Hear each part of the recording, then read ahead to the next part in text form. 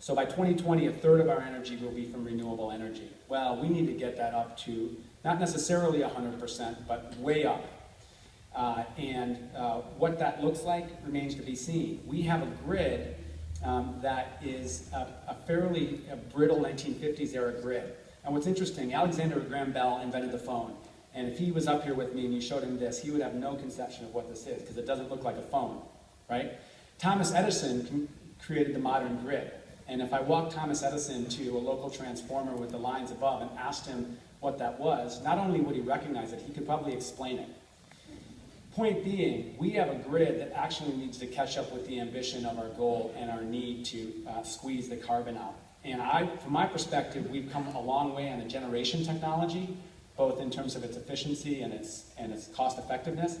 And now we actually need a system that can move that renewable energy in a way that we could have 80, 90% carbon neutral or zero carbon energy by 2050. Part of moving in that direction around renewable energy generation is what's after the RPS. We're going to reach the RPS hopefully by 2020, a third. Should we ramp up the RPS to 40% or 50%? Should we use a new policy mechanism? That's one of the conversations that we're currently having right now.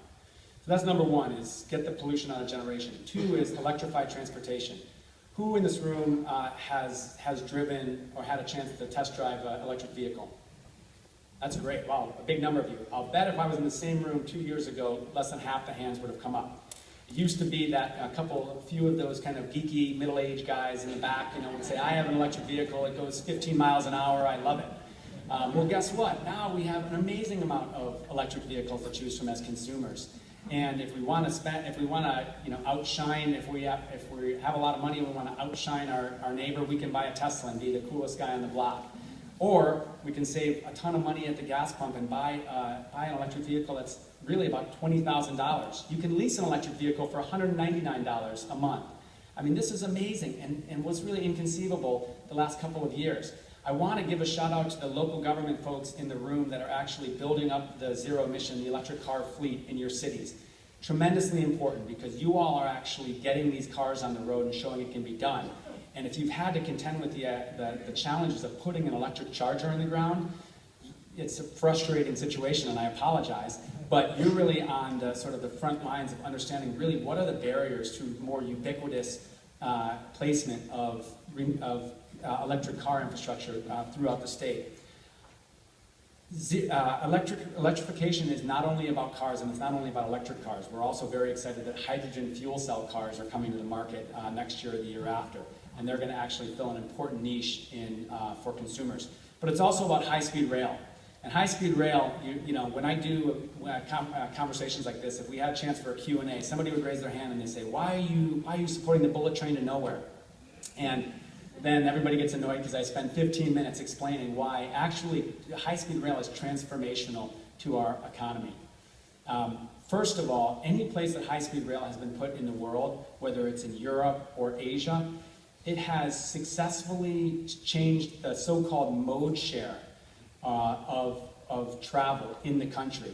Take Madrid to Barcelona or Madrid to Seville. Used to be 5% of Spaniards would travel by train from Madrid to those destinations. Most of folks on plane. That shifted with high-speed rail.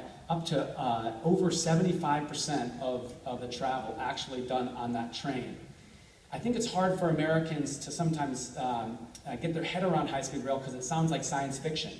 But I tell you what, I had a chance to go to China last year, and I rode from Beijing to Shanghai. Used to be an 11.5-hour train trip. Was 4 hours and 15 minutes, and the train was just like a regular train. The only difference was that the scenery was going by much quicker than I'd ever experienced. And importantly, it will connect a large part of our state that's currently not as connected to our economic growth. If you look, Wall Street Journal had a fascinating graphic, and it was a map of counties in the U.S., and it showed the counties that whose economy has improved since the recession, and the economies who haven't improved. And guess what? All of the counties that were booming in California are on the coast. And the ones that are having trouble in terms of improving or coming out of the recession are in the Central Valley or in the interior part of the state. And if you ask a San Francisco startup or a Silicon Valley company if they would have an office in Bakersfield or Fresno, they think, boy, it takes half a day to get there. Well, what happens if it took an hour and 45 minutes on a convenient train? Could you imagine doing business in the Central Valley? Could you imagine moving some of your operation to where the cost is cheaper and the quality of life is arguably better? Probably. And then lastly on high-speed rail, when people talk about the start of the system, they're really talking about proving out the concept and demonstrating that it's safe in a part of the Central Valley. But high-speed rail has already resulted in improvements in regional rail connections in Southern California and in the Bay Area. Soon the Caltrain, which runs from San Francisco down the peninsula, will be electrified thanks to the high-speed rail project. Soon the subway in Los Angeles will be augmented thanks to the high-speed rail project. Union Station, if you've ever gone into Union Station, has a really awkward configuration that takes about 20 minutes to get in and out of the station because it's actually not a loop. Well, the loop is being created thanks to high-speed rail. High-speed rail is not a train from one place to another. It's actually modernizing rail throughout the state. I'm really passionate about it because I think I encourage you, if you're skeptical about high-speed rail, take time to learn about it and you'll understand that it's actually the backbone of our electrification strategy. So third, it's squeeze the carbon out of generation, electric transportation, and then lastly is greatly reduce energy usage. We're wasteful about our energy use. We're wasteful about our water use. I'll stand up here and say as a person I could be much more efficient about that.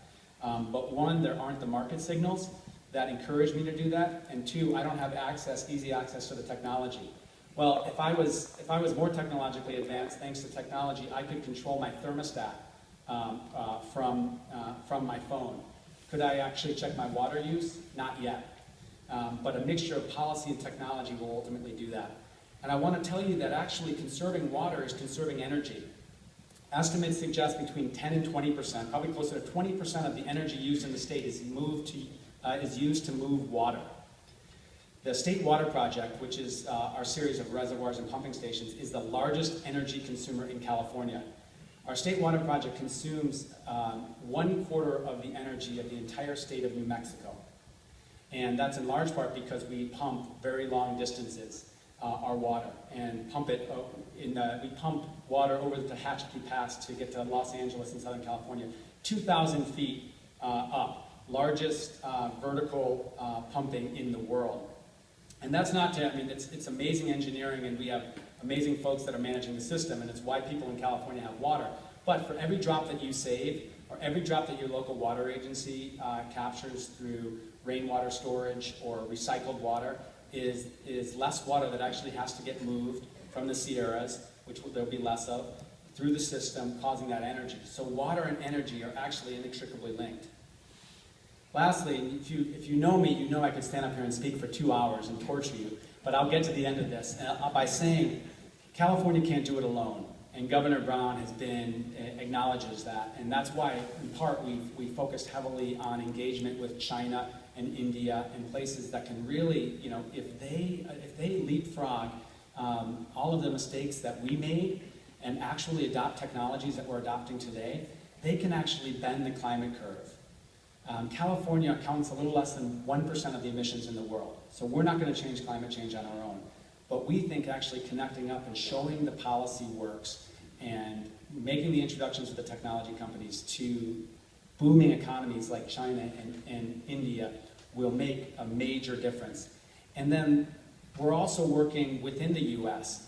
To identify other governors that are champions on climate, including governors in Washington and Oregon, many on the East Coast, and banding together and demonstrating to the world that actually, even though our federal government hasn't passed a climate bill or taken unified action on climate change, and even though we didn't ratify the Kyoto Protocol, and frankly, the U.S. has been a laggard in international negotiations, a large portion of the United States is doing a lot and is reducing its emissions. So I think you'll see an increasing presence from our governor and our state government on the international scene to demonstrate that actually this is happening in California.